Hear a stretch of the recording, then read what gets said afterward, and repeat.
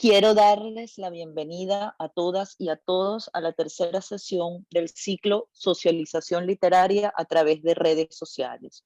En esta oportunidad vamos a conversar sobre un tema dentro de este gran pozo de temas que es el asunto de las redes sociales y de Internet, que convoca en este caso a dos escritoras de la misma generación y dos personas que yo admiro mucho. Lo hemos llamado herramientas digitales en la escritura y hablaremos de cómo la condición viral de la interacción en línea configura sus obras específicamente. Estas dos escritoras son la mexicana Cristina Rivera Garza y la española Marta Sanz, así que en este momento estamos al mismo tiempo en los dos lados del océano Atlántico.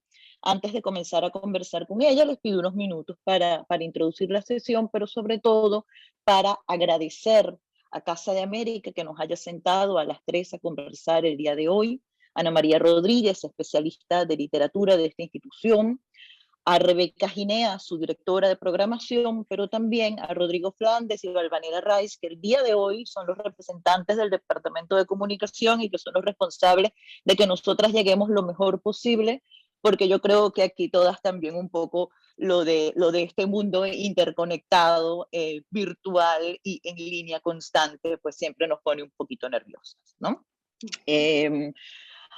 Tanto Cristina como Marta han publicado novelas, cuentos, ensayos y poemas, pero a lo largo de esta conversación nosotras nos vamos a enfocar principalmente en el desarrollo de un tipo de realismo personalísimo que han hecho ellas dos a lo largo de varias obras y que les permite proyectar a ellas sus imágenes de mujeres, de ciudadanas y por supuesto de escrituras. La pregunta que va a palpitar en el fondo de toda esta conversación es la manera como las redes sociales en general y el Internet en particular, o al revés, el Internet en general y las redes sociales en particular, ha sido un ingrediente fundamental de su propia profesión de la literatura, ¿no? Eh, por supuesto, esto no se le escapa a nadie, tiene que ver mucho con el estilo de realismo en la escritura que se está haciendo hoy en día. Algunos le llaman autoficción, otros prefieren la etiqueta de literatura confesional, en el fondo son etiquetas, pero tiene que ver mucho con la manera como los que escribimos percibimos el mundo que lo rodea, cómo lo recomponemos dentro de nosotras mismas y cómo lo volvemos a ofrecer allí, ¿no? Voy a comenzar presentándoles a Cristina y a Marta y luego a partir de allí conversaremos sobre sus experiencias especiales. Yo iré agotando algunas preguntas con el objetivo de ir dirigiendo esta conversación con la menor cantidad de tropiezos posibles. En primer lugar, bueno, Cristina Rivera Garza, mexicana, traductora y académica, además de cultivar los géneros de los que ya hemos hablado, fundadora del doctorado en escritura creativa en español de la Universidad de Houston y ha ganado varios premios, el Sor Juan Inés de la Cruz 2 veces, en 2001 y 2009, por Nadie me verá llorar y La muerte me da, y fue la primera vez que yo conversé con ella cuando ganó este premio. Luego también el premio Anna Schengers, el premio internacional Roger Caillois para literatura latinoamericana y el premio Shirley Jackson, ¿no? Además de esta novela de estas novelas premiadas que les acabo de hablar, está La Cresta de Ilión, que acá salió el año pasado, reeditada aquí en España, para las personas que nos están escuchando aquí desde España, la autobiografía del algodón. Y algunos de sus ensayos son, porque ambas tienen mucha obra, son Los muertos indóciles, La necroescritura y desapropiación, y 2 tomos de textos de un país herido, así como un libro muy, muy interesante que salió hace un tiempo sobre Rulfo, que es Había mucha neblina o humo o no sé qué. Ya podremos conversar más con ella sobre su obra. Está también la española Marta Sanz, que ha publicado las novelas Los mejores tiempos, Susana y los viejos, La lección de anatomía, Amor Fu, Farándula y Clavícula, entre otros, y que es autora de la mítica trilogía del detective Arturo Sarco, que incluye las novelas Black Black, Un buen detective, No se casa jamás, y Pequeñas mujeres rojas, ¿no? Es autora también de varios ensayos, como Éramos mujeres jóvenes, Monstras y Centauras, y ha ganado también varios premios, entre los que se encuentran el Herralde, el Premio Ojo Crítico, el Tigre Juan y el Premio de la Crítica de Madrid. Yo estoy muy agradecida con ambas que hayan querido reunirse con nosotros y nosotras el día de hoy, porque las dos acaban de sacar 2 libros, están en plena promoción de 2 libros bien importantes y bien interesantes. Uno es El Invencible Verano de Liliana, de Cristina, donde ella utiliza allí los escritos y pertenencias de su hermana para referirse a su asesinato, un feminicidio perpetrado por un macho obsesivo hace 30 años.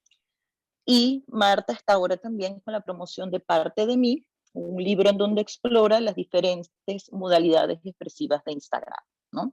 La parte un poco formal que he hecho yo de entrada es simplemente para que nuestros escuchas tengan, y quienes nos ven también, tengan un poco de información contextual para esta primera pregunta, que a mí me interesa mucho, que conversemos sobre el impacto de Internet. O sea, Internet es un fenómeno que empieza en los años 90, ya cuando ustedes, que son de la misma generación o más o menos de la misma generación, han comenzado una andadura en la literatura, ya han comenzado la profesión, ya saben por lo menos que esto es en lo que les interesa trabajar el resto de su vida. Y luego, 10 años después, entra también lo que es los fenómenos de las redes sociales. Internet, bueno, es un conjunto descentralizado de redes de información, ¿no? Lo que hace simplemente es que rompe aquella autoridad moral, ¿no? De los datos y de la información y de ciertos medios de comunicación. Y luego vienen las redes sociales que rompen un poco esa forma de comunicación unívoca de medios de comunicación a públicos y permiten que los públicos entonces contesten, ¿no? a lo que han venido a llamar generadores de contenido. Ya luego podemos conversar sobre eso, ¿no? O sea, cómo periodistas y escritores cambian también un poco con esta idea de generadores de contenido. En tal caso, lo que a mí me interesaría que ustedes me respondieran, me gustaría conversar primero con Cristina y luego con Marta, es ¿cómo fue este primer impacto para ustedes? O sea, ¿qué ha significado la irrupción de lo mediático, ¿no? En, en el trabajo profesional de ustedes. Bueno, antes que nada, buenas tardes, días, qué gusto estar aquí. Gracias, Michelle, gracias a la invitación de Casa de las Américas. Siempre es un gusto participar con ustedes. ¿Qué tal, Marta? Qué padre estar aquí con ustedes charlando. Mira, yo creo recordar, porque de repente pasa mucho tiempo, ¿no? Que mi actitud fue, yo no soy una nativa digital, no digo nada nuevo cuando digo eso. Cuando llegó a nuestro mundo y sobre todo al mundo de la escritura, esta posibilidad de participar de una manera muy directa en un horizonte muy horizontal, valga la redundancia, con lectores que antes no veía, pero que en su momento eran esas voces que a veces los escritores han dicho que escuchan, y en este caso eran voces que uno sabía de dónde venían, cómo se enunciaban y cómo llegaban al círculo de vida y de escritura propio. Pues yo lo describí en su momento como una niña a la que dejan en una tienda de dulces, con ese tipo de algarabía, ese tipo de curiosidad intelectual, es estarse preguntando por la potencia, ¿no?, de todos estos medios. A mí me interesaba sobre todo la posibilidad de experimentación en la escritura. En aquellas épocas yo empecé a escribir lo que llamé una blogsivela, es decir, no una novela, no algo que velaba el proceso de la escritura, sino algo que sí lo velaba mostrándolo, ¿no? Era una serie de entradas que fui creando en tiempo real en este sistema ahora arcaico, ¿no? Que es el blog, ¿no? Ahora ya nada más, que ahora se ha vuelto para mí como un sistema de archivo, pero en esa época era una herramienta de creación también. Mis personajes eran gente con las que convivía, yo les pedía opinión acerca de qué querían que su personaje hiciera en la novela, los lugares donde estaba entraban de manera directa a la narración. Cuando empecé a tratar con Twitter, hice muchos experimentos también con la extensión de la oración, con la economía del lenguaje, etcétera. Creo que cada una de las restricciones que presentaban estas plataformas sociales las utilicé un poco a la manera de Oulipo, ¿no? Son restricciones que servían para producir otro tipo de oración, otro tipo de párrafo, otro tipo de narración en general. Y creo que mi actitud fue esa, era una actitud de mucho optimismo, si lo quieres ver así, de ver una potencia enorme en cada una de estas avances tecnológicos, y me parecía sobre todo que mucho de lo que se conforma de una manera jerárquica en el mundo editorial, en donde por lo regular han sido excluidos mujeres y en general una serie de participantes que no conforman, que no son el mainstream, ¿no? Entonces me parecía que las redes y este tipo de ambiente propiciaban una participación más amplia de sectores que no habían tenido un protagonismo central en esto. Me acuerdo, ya para terminar ahorita, de algunos, las reacciones que yo veía a mi alrededor, especialmente de las vacas sagradas, de los capitanes del equipo, ¿no? Era de mucha ansiedad. Y alguien por ahí, no recuerdo quién, dijo algo así como que, bueno, ahora estábamos tan mal que hasta una niña de 12 años pensaba que podía ser escritora, ¿no? Y mi reacción ante eso fue, bueno, ¿y el problema de eso es cuál? Porque yo creo que viviríamos mucho mejor en un mundo en que una niña de 12 piensa que puede ser escritora, que en un mundo en que una niña de 12 piensa que solo los hombres blancos de la ciudad, con ciertos medios, pueden escribir, ¿no? Entonces, creo que esa fue mi actitud al inicio. Ha cambiado, ciertamente. Se ha ido, he ido poniéndole muchos puntos a las IES, ¿no? Y he visto ahora otro tipo de cuestiones de las que supongo que hablaremos después, que me han ido moderando muchísimo ese optimismo y que me han ido obligando a poner atención no solo a la potencia, sino también a las limitaciones de la red, ¿no? Pero en un inicio es eso. Y en lo que se respecta a mi trabajo, yo casi no he tenido personajes. Si la tecnología está ahí, creo que, pero no hay personajes que sean hackers, no hay este tipo de, no hay tuiteros profesionales, no hay este tipo de cosas. Creo que la influencia ha sido sobre todo estructural, porque hay libros que no habría podido escribir sin la conciencia muy plena del hipervínculo, por ejemplo, sin toda esta reflexión sobre el número de caracteres, sobre todo lo que implica las redes sociales. Creo que han estado inmiscuidas estructuralmente más que como tópico, más que como contenido. Creo que ha sido estructural en ese sentido. Pero creo que hasta ahí por ahorita y después ya le seguimos. Adelante. Perfecto. Sobre la conciencia del hipervínculo vamos a hablar, porque yo sé que Marta también trabaja mucho eso, pero me interesa mucho que Marta nos hable de su experiencia pasada, la primera vez que escuchó hablar de Internet y cómo eso entró en su propia obra. Vamos a ver, a mí me ha gustado, en primer lugar me sumo a los agradecimientos de tanto de Cristina como de Michelle, y estoy encantada de compartir este espacio con las dos. Y me ha encantado escuchar lo que estaba contando Cristina, porque yo he seguido el proceso exactamente al revés que ella, a la inversa. Yo empecé con un enorme escepticismo respecto a todo lo que significa, más que Internet, las redes, realmente. Y está muy bien la matización que ha hecho Michelle al comienzo.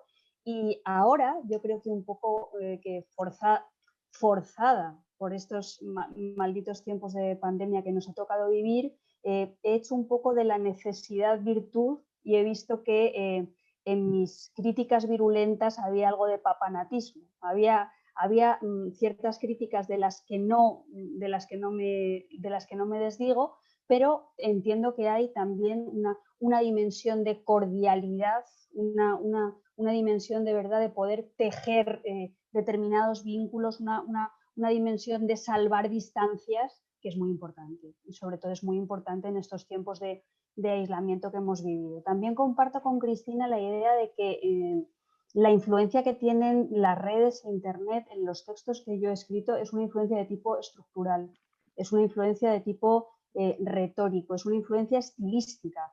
Pero es verdad que en mis novelas o lo que sea, lo que yo escribo, que yo creo que por influencia también de este mundo de redes estamos en una hibridación genérica y corporal que tampoco estamos muy seguras de lo que escribimos ni falta que nos hace.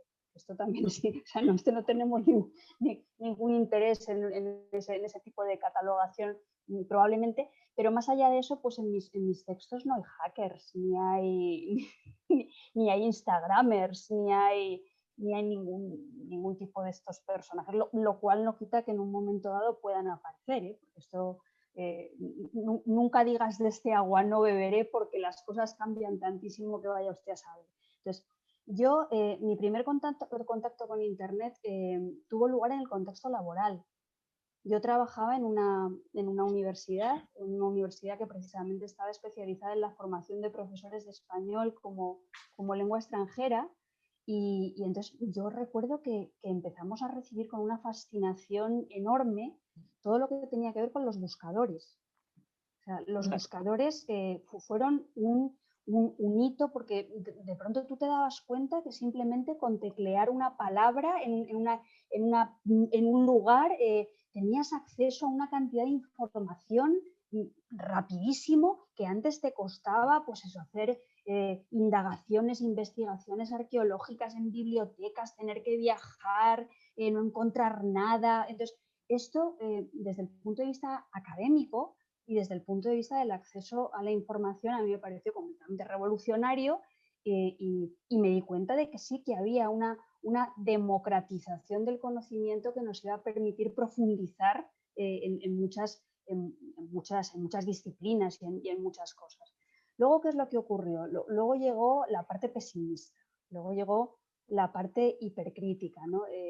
Yo empecé a desconfiar mucho, y ahí estoy hablando de las redes sociales sobre todo, de la velocidad, de la velocidad de la retroalimentación, de la velocidad de las respuestas, de la brevedad también, de esa falta de espacio que puede ser un reto, un pie forzado fascinante desde el punto de vista de la experimentación literaria, que como antes lo podía ser un determinado tipo de rima, un determinado tipo de estrofa, pues a mí me empezó a aparecer una limitación desde el punto de vista de la argumentación y desde el punto de vista de la capacidad de que hay argumentos que necesitan un rato, un rato largo y incluso más palabras o más caracteres, ¿no? Y entonces esto me lo llevé al terreno político y me dio un poco de miedo porque empecé a ver que en la política se simplificaba hacia la publicidad, hacia todo lo que tenía que ver con el eslogan, que había una sentimentalización de la política, una visceralización de la política,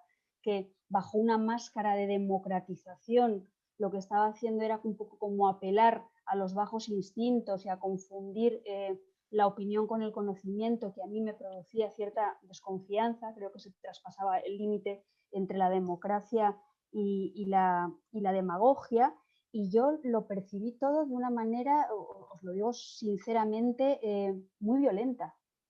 Y vi que, por ejemplo, Twitter era una red para mí de una violencia descomunal y de una velocidad excesiva, y me refugié en el mundo analógico literario, en la extensión del mundo analógico literario como espacio de resistencia frente a ese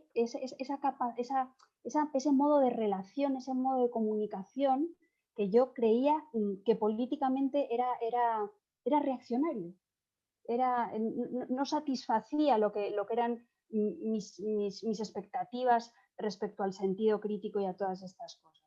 Y luego, claro, en una red distinta a Twitter, como puede ser Instagram, había otro elemento que me perturbaba mucho, que era como toda la realidad se convertía en un espacio fotogénico.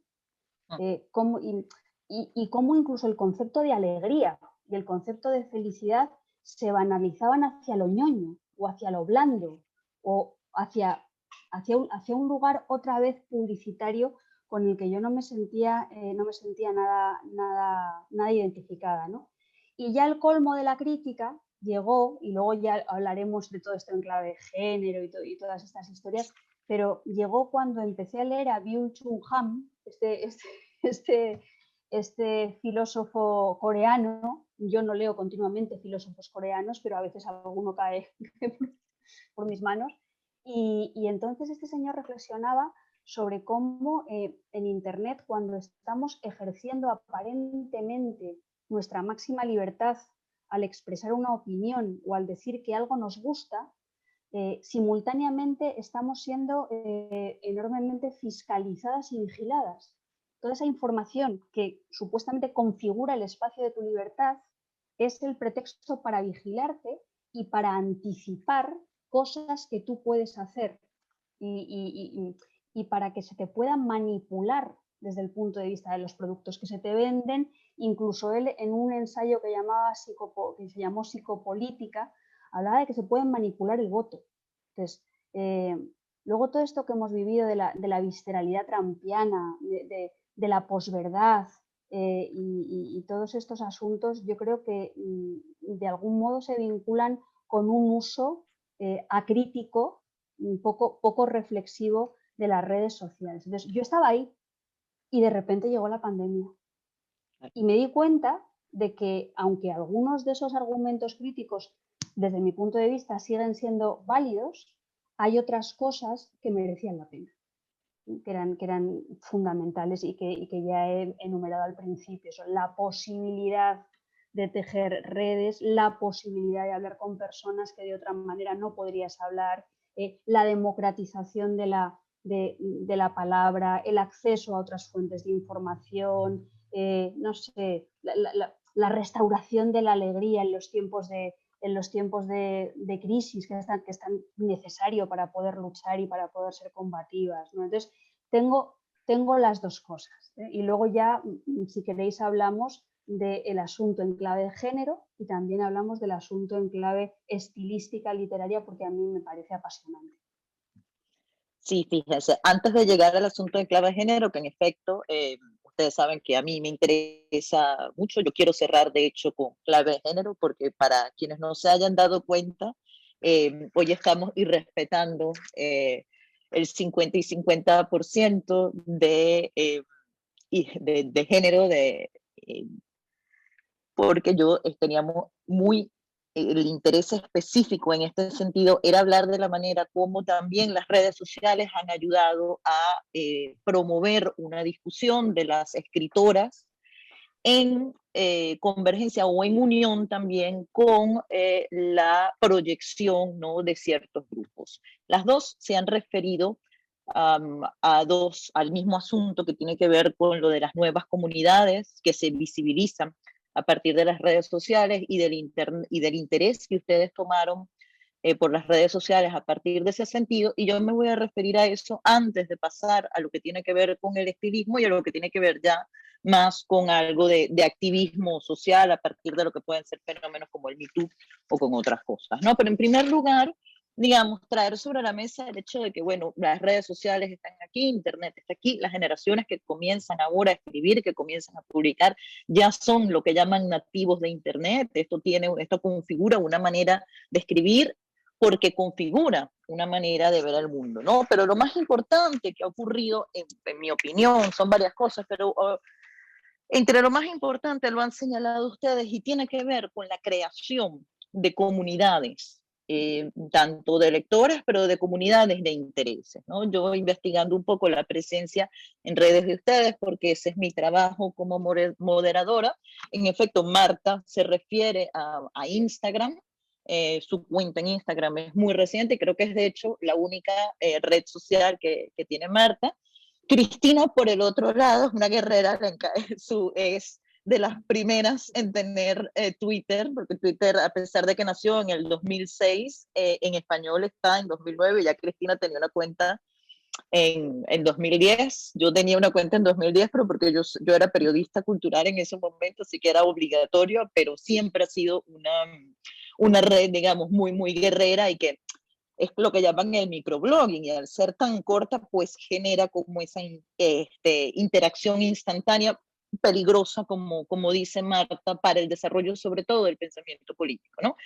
Pero me gustaría un poco que nos refiriéramos a la visibilización de lo que una vez fueron minorías. Es decir, durante muchos años, yo me acuerdo de aquello cuando decían que las mujeres eran minorías, eran las minorías, ¿no? Entonces, afrodescendientes eran minorías, mujeres eran minorías, había una cantidad de minorías, y de repente cuando surgen las redes sociales nos dimos cuenta que en realidad somos más de la mitad del mundo, y que más de la mitad del mundo está subyugada por el patriarcado.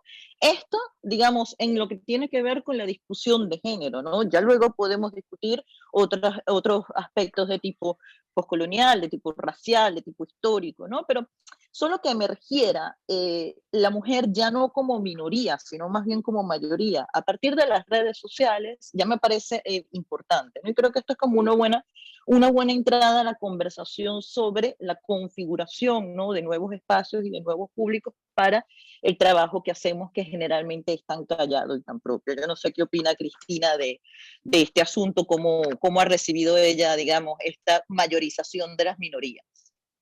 Bueno, sí, mira, que son grupos, ¿cómo le dicen? Minorizados, ¿no? No Sí. minorías. No, efectivamente, estoy totalmente de acuerdo con esa terminología. Mira, yo siempre he creído que la escritura es una práctica plural y colectiva en su raíz, ¿no? Puede parecer que estamos solos frente a la computadora creando, pero una vez que estás trabajando con el lenguaje, no hay soledad. El lenguaje llega con toda su pluralidad, con experiencia, con historia, y cuando estás trabajando, según tú, aparentemente solo con una oración, realmente están siglos de historia detrás de ti, y están miles de voces dentro de ti. Y hay una discusión que es política, que es estética, que es ética también, por supuesto, en el momento de la práctica misma de la escritura. Entonces, por eso yo siempre he creído que la escritura es una forma de hacer comunidad. Si la haces en papel, si la haces en la pantalla, si la haces en notitas de 100 palabras o en 2 caracteres o no sé cómo sea. Es decir, hay una forma, hay una base estructural intrínseca de la escritura que nos ata a través del bien colectivo que es el lenguaje, que nos ata a otros. Yo creo que esas relaciones son relaciones de deuda, ¿no? Porque tomamos esto que hablan, que practican tantos, y lo tomamos para la actividad específica de la escritura como tal. Entonces, creyendo eso, que es una discusión mucho más amplia que podemos tener en otro momento, pero creyendo eso, creo que era fácil dar el salto, ¿no? De decir, está esto, que ya en sí es una práctica de comunidad.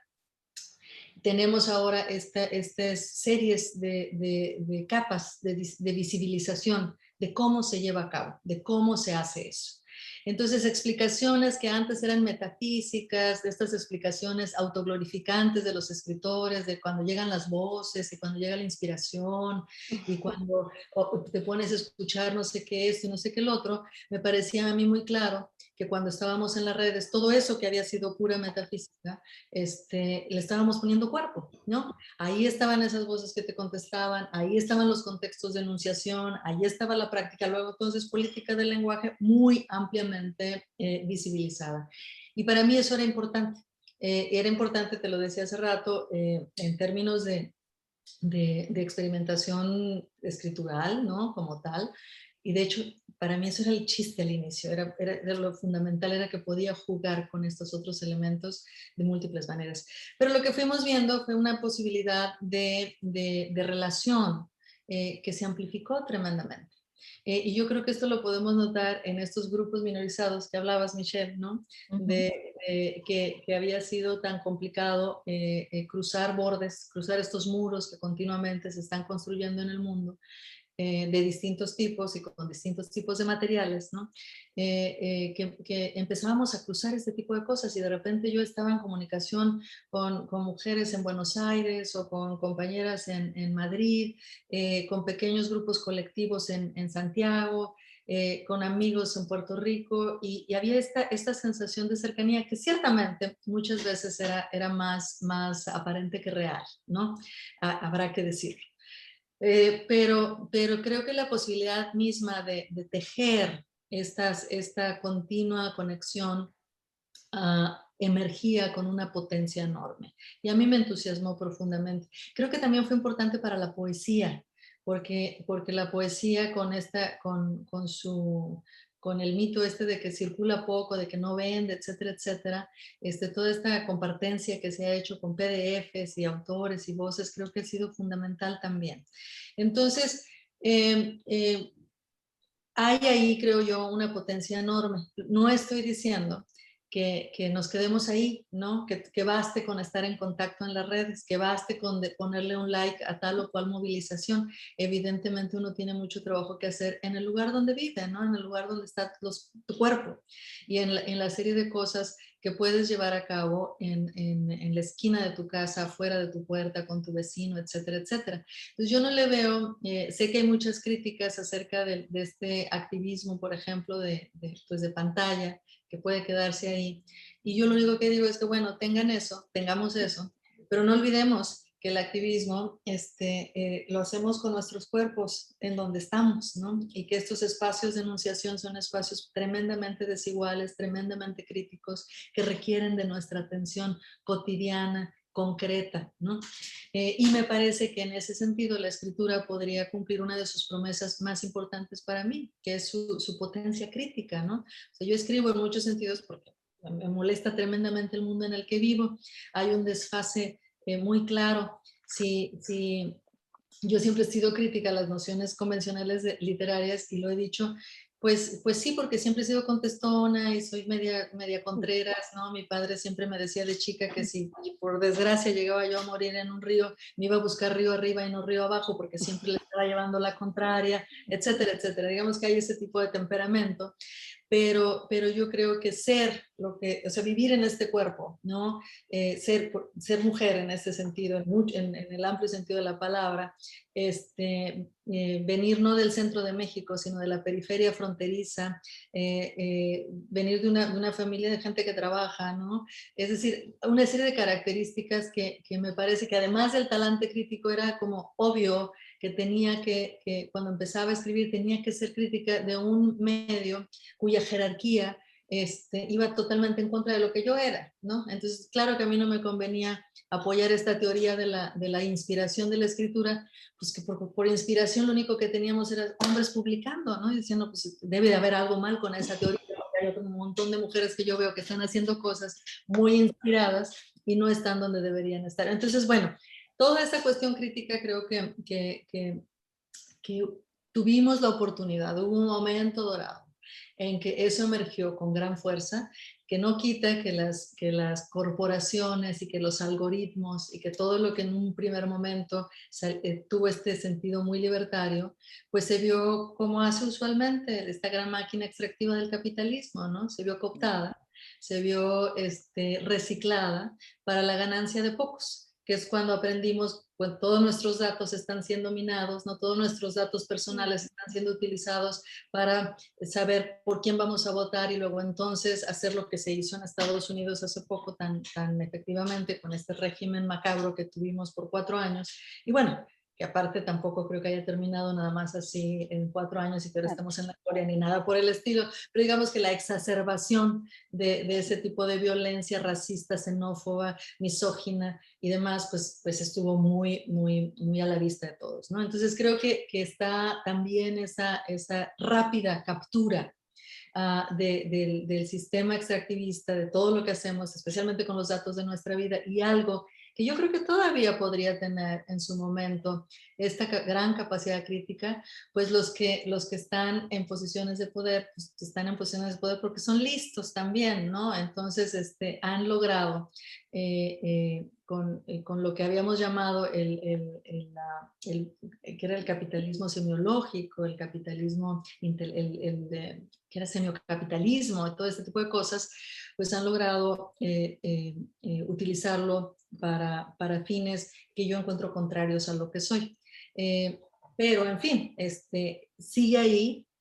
Yo no sé si esta lucha debe darse en el sentido de la velocidad, de correr más rápido que ellos, o en el sentido contrario, de hacerlo tan despacio y tan lentamente que ellos se adelanten y quién sabe para dónde vayan y uno se quede en otro sitio. Pero en todo caso, creo que buscar esas estrategias de resistencia es algo que En mi caso, porque es mi frente, es mi trinchera, ¿no? Yo lo hago desde la escritura, pero creo que sí es importante pasar de la pantalla a pasar a nuestra trinchera y a nuestro medio, sea este el que sea, ¿no? Bueno, yo quiero decir, no puedo estar más de acuerdo con Cristina, entonces voy a decir cosas muy parecidas, creo, a las que ha dicho ellas, pero adaptado a a mis propios códigos y a mi propio lenguaje. En primer lugar, claro, una de las cosas que a mí me daban un miedo tremendo del uso de las redes desde el punto de vista de la reivindicación política y desde el punto de vista incluso del feminismo, era esa especie de que lo que importaba siempre era lo ausente, que se daba siempre más importancia a la no presencia total que a la ausencia. Y nos pasaba cuando cenábamos y cogíamos el teléfono móvil incluso, y ya con la imagen de los aparatitos ya muchísimo más. Entonces, en ese sentido, yo pensaba que se estaban un poco sustituyendo los vínculos fuertes que son absolutamente necesarios para el compromiso político, para el compromiso con tu comunidad, para el compromiso amoroso, por una serie de vínculos más flexibles, más débiles, que producían una satisfacción y una buena conciencia inmediata cuando tú te solidarizas o te adhieres a una protesta simplemente con apretar un botoncito, pero que no tenían que ver con lo que dice Cristina, que es con la absoluta necesidad de fajarte cuerpo a cuerpo con lo que está pasando en tu barrio, con lo que está pasando en tu casa, con lo que está pasando en tu ciudad y con lo que está pasando en tu mundo, pero que tú de alguna manera, bueno, lo personal es político, ya sabemos, ¿no? Lo más inmediato refleja toda esa serie de problemas que compartimos. Luego también me daba cuenta de que, pese a que las redes pueden tener ese componente democratizador del que hablábamos antes, bueno, ¿quién es el jefe de todo esto? Se vivió como una fantasía de asepsia ideológica respecto a las redes y al algoritmo, que era eso, era una fantasía.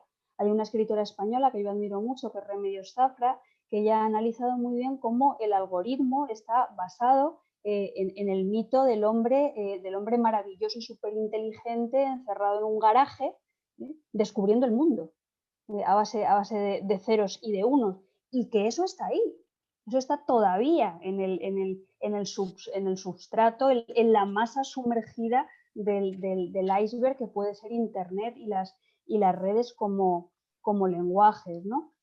Hay otro elemento más, y es que Internet para mucha gente es un lugar expulsivo.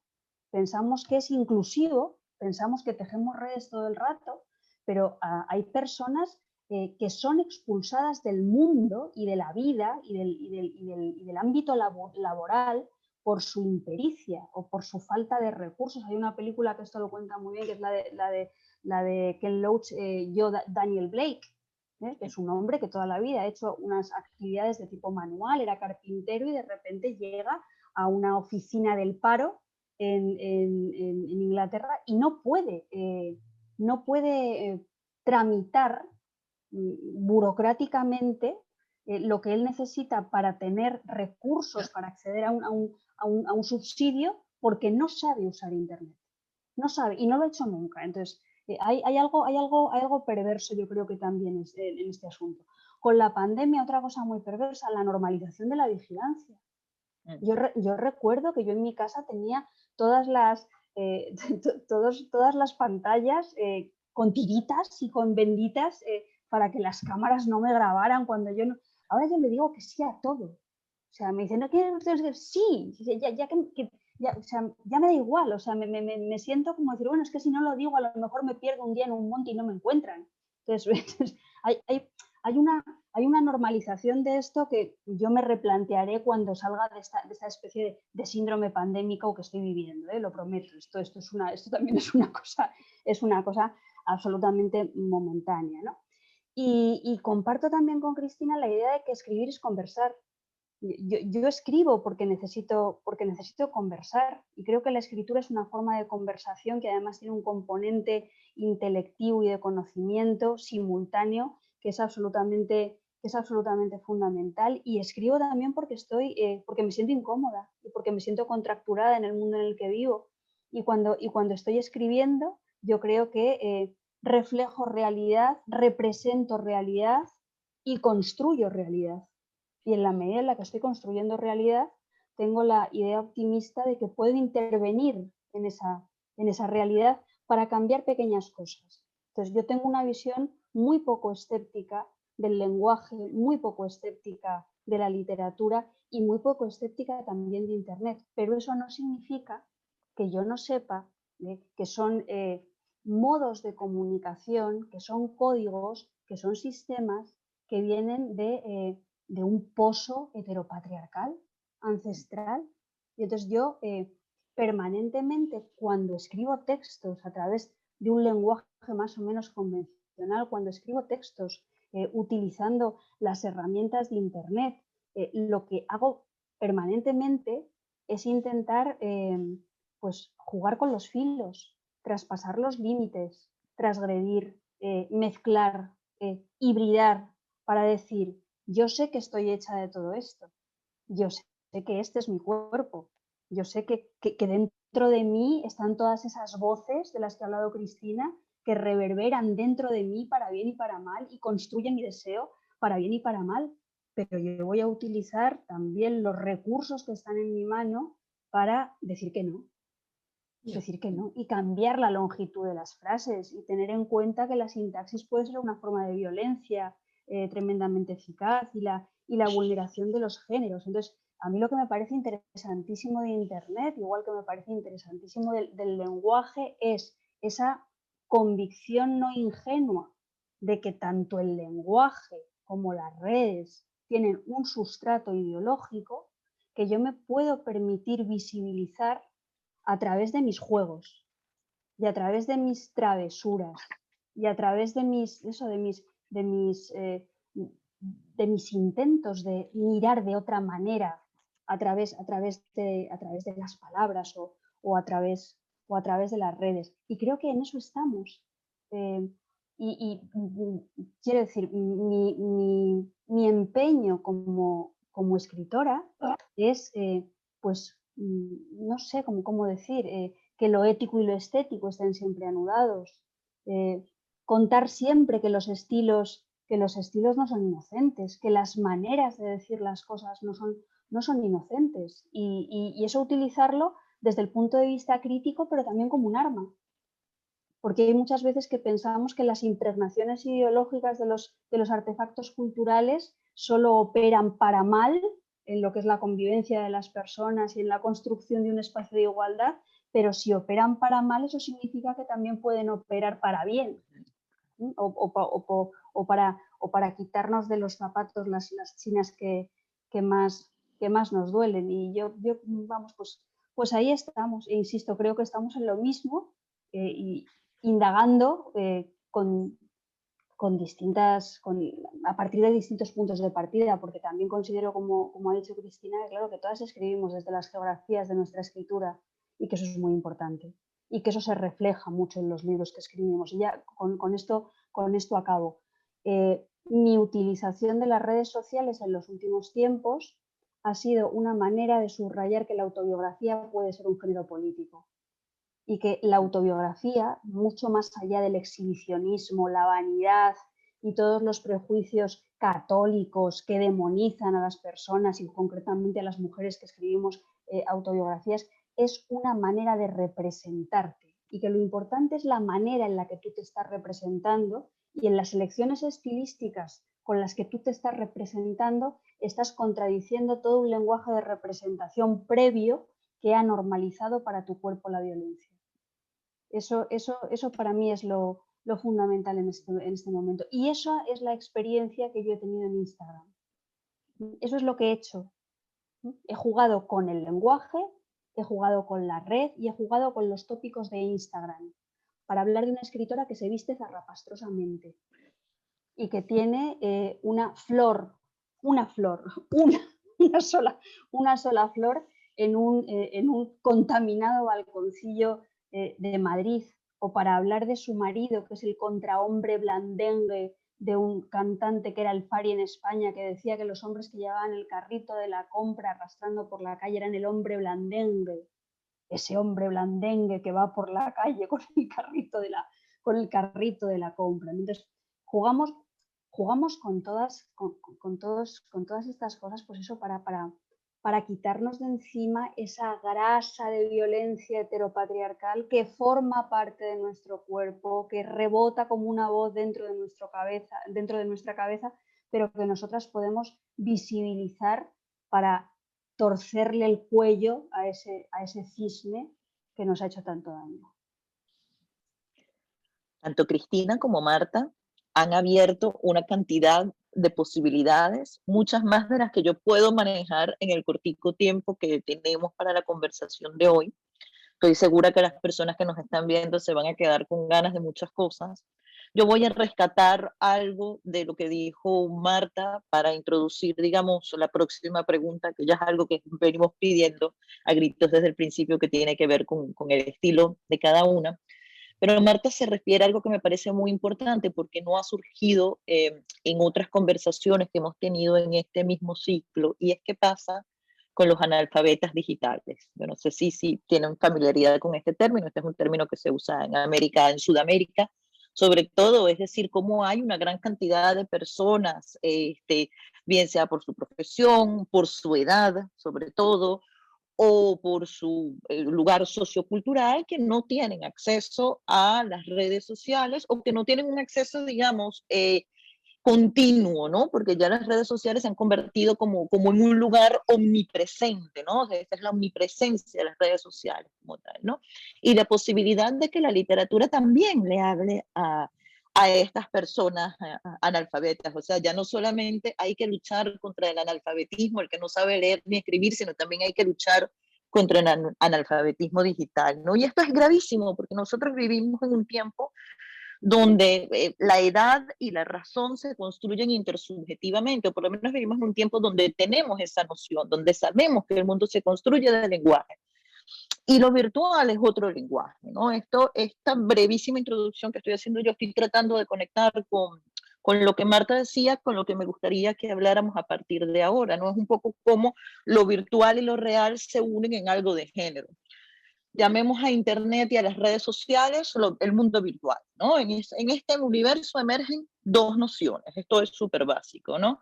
Y se me ocurre que estas dos nociones pueden tener que ver con las cualidades fragmentarias, plurirreferenciales y autorreferenciales que en mi opinión personal aparecen en las obras desarrolladas por cada una de ustedes, con sus diferencias evidentemente, ¿no? Porque son experiencias completamente distintas. Pero las dos nociones que yo quiero poner sobre la mesa para ver a ustedes qué les parece, si podemos discutir al respecto, una es la noción de hipertexto y la otra es la noción de interconexión. Asociada con las redes sociales, la interconexión significa simplemente poner en común dos o más elementos provenientes de diferentes realidades, a veces realidades diametralmente opuestas. Y creo que esto es lo que va por la vena poética de las dos, ¿no? El hipertexto, por el otro lado, es un sistema de organización de datos en los cuales se vinculan fragmentos textuales, gráficos, a veces audiovisuales, para darle al usuario público, o en el caso de las dos, lectores, un acceso a la información que no está ordenado necesariamente en forma secuencial, sino desde cualquier lugar. Yo creo que a esto se refería tanto Cristina como Marta cuando querían romper un poco la visión esta patriarcal de la autoría, inicio, centro y final del asunto. Pero a mí me interesa que discutamos cómo está la presencia de estos dos conceptos en las maneras que tienen ustedes de escribir, ¿no? En las cosas que bien sea cosas que han publicado o en la cotidianidad de la escritura, ¿no? Si quieres comenzamos con Cristina. Bueno, es una pregunta amplísima, por supuesto, y que ya ha empezado a desarrollar Marta también. Mira, yo tiendo a creer, un concepto que me ayuda a mí a pensar todas estas transformaciones es un ensayito bien chiquito que le leí a esta gran pensadora argentina que es Josefina Luttmer. Cuando ella hablaba de la existencia de las literaturas, de la emergencia, ¿no? Hacia finales del siglo XX, inicios del XXI, de las literaturas post-autónomas, ¿no? Durante el siglo XX vivimos mucho bajo la ilusión de que la literatura formaba un campo en sí, un campo autónomo, el campo de la ficción, que se relacionaba por vínculos de representación, ¿no?, con la realidad. Y algo que decía Ludmer y que a mí me ha iluminado mucho, me ha ayudado a pensar sobre lo que la función de estas redes y de estos otros instrumentos en lo que yo hago, es que estamos en un momento en que esa ilusión de la autonomía literaria se ha caído por completo, ¿no? Y estamos practicando una serie de escrituras cuya lectura no importa si son literarias o no, no importa si son ficciones y no. Esta línea tan clara que se establecía en el siglo XX sobre esta autonomía es precisamente la que ha venido cayendo y se ha venido erosionando, entre otras cosas por la tecnología, pero no únicamente por eso. ¿A qué le toca a la escritura? Decía Ludmer, lo que nos toca, la escritura no es ni representación de lo real, ni idea de lo real, es una constatación del presente, es una forma de producir presente. Y esas escrituras pueden ser leídas en clave literaria o no, no les importa, pueden ser leídas en clave de ficción o no, tampoco les importa. Su labor es constatar, producir este presente que vivimos. Y me parece que si vemos a las producciones escriturales contemporáneas, las que al menos toman el riesgo de decir, hey, estamos en otro momento y nuestra contemporaneidad es esta, y vamos a ver qué podemos hacer con estos instrumentos en este momento, yo creo que esta idea de las escrituras que producen presente nos va a ahorrar toda esta discusión, que a mí me parece, además de aburrida, inútil, ¿no? De si esto es ficción, si es autoficción, si es no ficción, si es no sé qué. Estamos ante un fenómeno y ante un animal vivo que es completamente distinto, y que está obedeciendo a otro tipo de reglas, ¿no? Y claro, tenemos que utilizar conceptos que hemos heredado para poder orientarnos y para poder entender. Estoy totalmente de acuerdo. Yo a este tipo de escrituras les he llamado también escrituras colindantes, ¿no? En el sentido de que estamos continuamente, que lo más interesante ocurre entre los así llamados géneros establecidos, ¿no?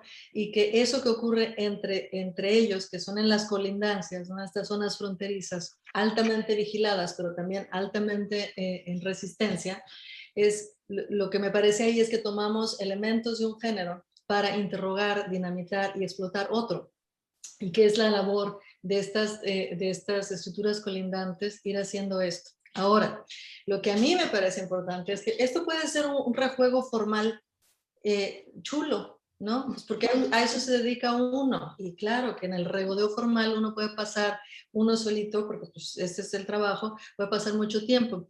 Pero yo creo, a mí de la experimentación formal lo que más me interesa es que es inevitable, es inescapable en el siguiente sentido. Hay historias que no podemos contar honestamente, ¿no? Que no podemos contar de una manera compleja, si no ponemos en entredicho y si no interrogamos las condiciones del lenguaje en las que vivimos, ¿no? Es decir, me voy a referir especialmente al libro que ahorita el libro que acaba de salir, ¿no? Yo no podría haber contado una historia tan personal y compleja como es la historia de un feminicidio si no estuviera al mismo tiempo interrogando, dinamitando, cuestionando un lenguaje que ha contado esta historia siempre en contra de la víctima y siempre exonerando al perpetrador, por ejemplo. Estoy refiriéndome a mí aquí a que la experimentación formal no está deshacida de, sino que está en una conexión completa con posiciones estéticas, políticas y éticas de la posibilidad misma del relato, ¿no? Entonces, para mí eso es central. Y después venimos ahí con la cuestión de repente pueden decir, bueno, pero pues esta es la historia del yo, es la historia ensimismada de X o de Y.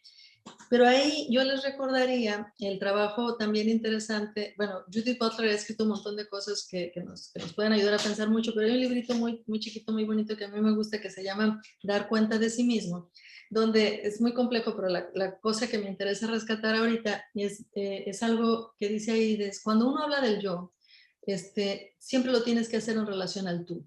Y yo diría que en relación al nosotros, ¿no? En general. Es decir, estos libros que algunos atacan como si fueran ensimismados, realmente si los abrimos en su complejidad si estamos investigando la serie de relaciones que se establecen desde la experiencia, porque ninguna experiencia la tenemos aislada. Siempre son experiencias que tenemos con otros, somos animales sociales. El yo no es un yo aislado, el yo es siempre relacional y está atado por lazos de dependencia, además, con otros. Entonces, un libro verdaderamente complejo, desde ese tan mentado yo, pues es un libro en conexión constante con otros. Dar cuenta de esas conexiones en el escrito, pues requiere de mucha investigación. Y de aquí hablo de la palabra investigación no solo en el sentido académico. Es decir, investigación puede ser estar mirando al techo 3 horas tratando de lucubrar algo. Investigación puede ser meditar. Investigación puede ser meterte en un archivo. Puede ser salir a la calle y hacer preguntas. Pero creo que en la investigación está nuestra práctica de cuidado. Es la investigación lo único que nos va a permitir hablar de la experiencia de otros, explorar las experiencias de otros y escribir.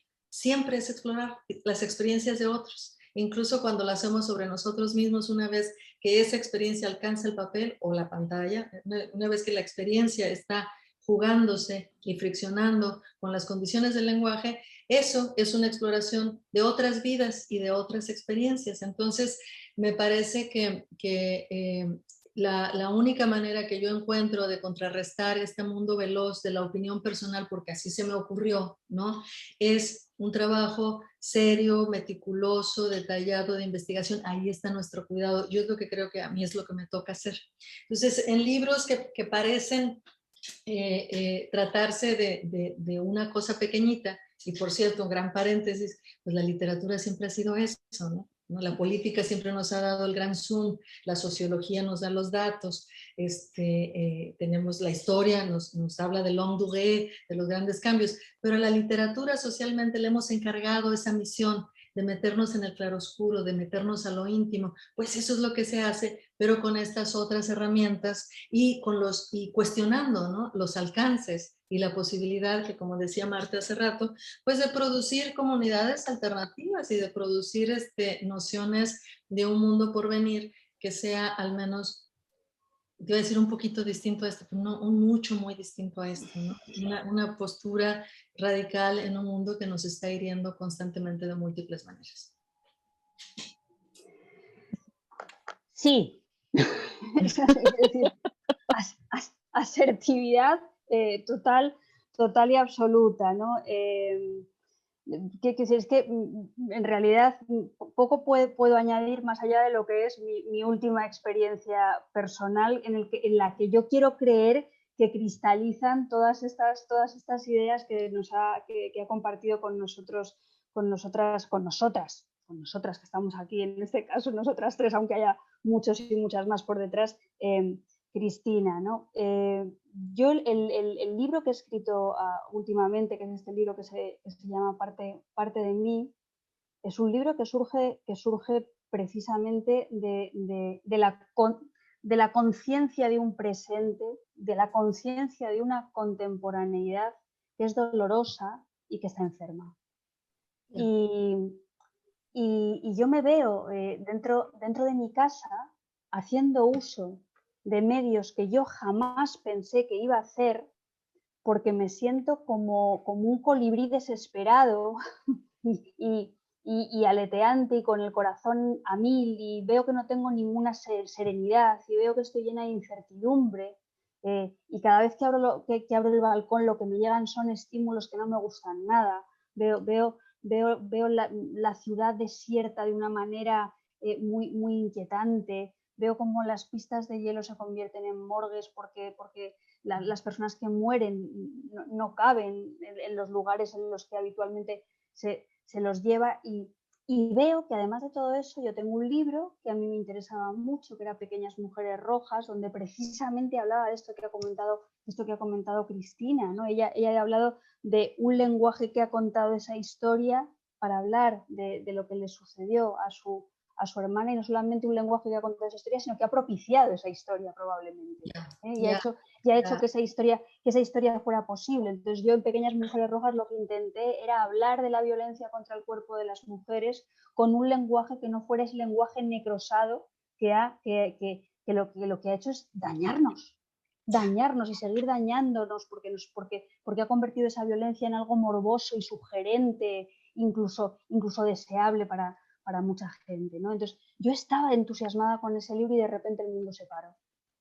Y me di cuenta que la única posibilidad que yo tenía de proteger ese libro mío en mi estado de incertidumbre era escribir otro libro, buscar otros textos que de alguna manera hicieran de crisálida protectora para esas pequeñas mujeres rojas. Y de ahí surgió mi presencia en Instagram.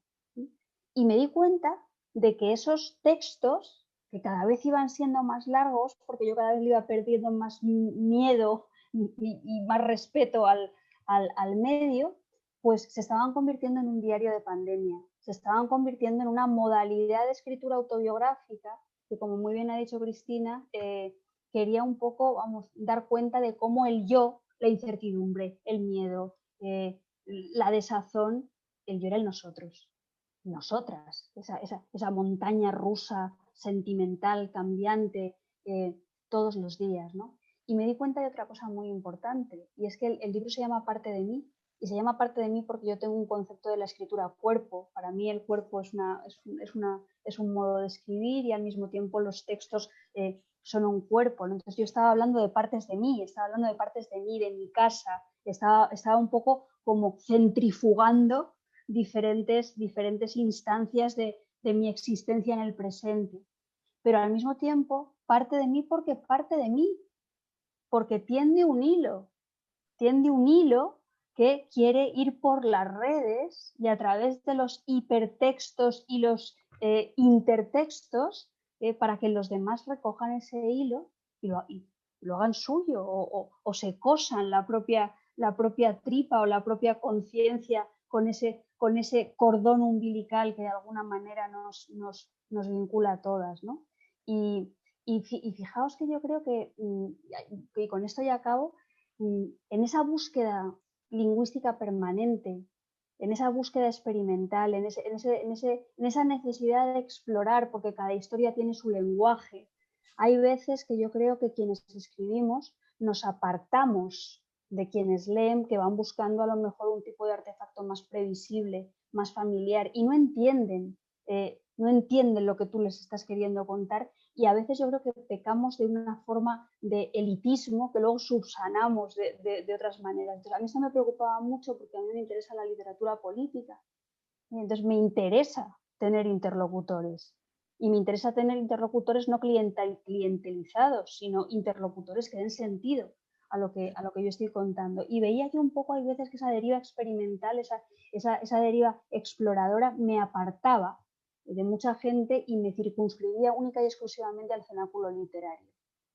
Con Parte de mí es la primera vez que he tenido la sensación en mi vida de salir del cenáculo, del cenáculo literario para llegar a un espacio de recepción que se parece mucho al espacio de recepción de la cultura popular.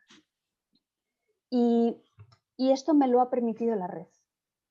Y es una cosa que, pese a todas las críticas previas que hemos compartido y todas las críticas políticas, pues es una cosa que yo he descubierto en estos tiempos salvajes y enfermos, y que agradezco, ¿no? Y luego me he dado cuenta de cómo todas esas personas que estaban al otro lado, como ausencia-presencia, o como presencia-ausencia, o como le queramos llamar, forman parte del subtexto del libro, como en la literatura epistolar, pero de una manera más inmediata. Están ahí. Yo, cada una de las historias de este libro eran muy premeditadas. Había una vocación, una voluntad literaria, había una elaboración lingüística. Yo me pasaba una hora haciendo mis historias de Instagram. Pero el libro como tal libro, el collar engarzado, no ha sido idea mía. Ha sido idea de las que estaban al otro lado, de los que estaban al otro lado. Y en esa co-creación me ha parecido una experiencia maravillosa, que yo insisto, nunca había vivido de esa manera. Yo siempre había sido una escritora más unilateral, experimental, pero más unilateral, ¿no? Entonces es mi aprendizaje en estos últimos tiempos. También sé que es probable que desde el punto de vista de salir de los cenáculos literarios y de la literatura sacralizada y todas estas cosas, puede ser que este tipo de coqueteos con la cultura popular y con esta experimentación de las redes se puedan castigar, porque pueden no tomarse en serio. Y son muy serias. Creo que son formas de concebir la literatura distintas, pero muy serias. Bueno, yo creo que estamos ya sobre la hora. Yo me disculpo con todas. Yo no sé si Cristina, yo creo que Cristina había tomado alguna nota, no sé si tenga alguna acotación muy breve que hacer antes de yo pues cerrar la conversación y despedir a quienes nos ven. Yo lo único ¿No? que quiero decir es que me quedo con ganas enormes de seguir con la conversación. Marta, tenemos que platicar. Claro que sí, pero el problema es tenemos que platicar porque tenemos muchos puntos en común, o sea, sí, por no decir que todos. No, genial. Lo que pasa es que, insisto, el camino ha sido a la inversa. Tú has pasado de un optimismo a un pesimismo tamizado y yo he pasado de un pesimismo virulento a un optimismo tranquilo. Ya, no, qué genial. Muchas gracias por la invitación. Qué bien empezar el día con esto. Muchas gracias, Michelle, por tus preguntas. Genial, genial. Me quedo feliz el día. Yo quiero cerrar de nuevo agradeciéndoles a las dos, pero sobre todo pidiéndoles disculpas a ustedes y a las personas que nos ven, porque yo siento que abrimos una cantidad de temas. Yo no sé si es que he sido yo que he sido incapaz de cerrarlos o que no los podía manejar o que es inagotable el asunto de Internet. En todo caso, lo que me queda claro es que lo virtual es un lenguaje como cualquier otro, que ya hemos empezado el camino de dinamitar el lenguaje de lo patriarcal, que sabemos que la verdad y la razón son lenguaje y que bueno, y que ustedes dos por delante ya nos van mostrando con la experimentación en sus respectivas obras un poco cómo es este nuevo mundo, esta nueva realidad interconectada en donde lo verdadero y lo virtual pues conviven y esperemos que saquemos cosas buenas de esto. Muchas gracias a ambas y a Casa de América por invitarnos. Gracias. Muchas gracias. Gracias a todos. Hasta pronto. Hasta pronto. Hasta pronto, Michelle. Bye, bye.